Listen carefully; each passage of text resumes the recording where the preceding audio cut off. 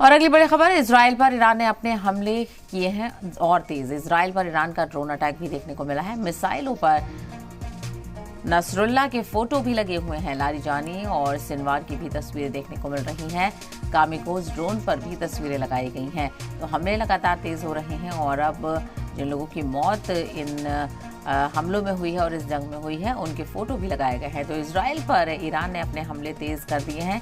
Israel पर Iran का drone attack देखने को मिला है और मिसाइलों पर ईरान की तरफ से अब तस्वीरें भी लगाई जा रही हैं। नसरुल्लाह का फोटो लगाया गया है।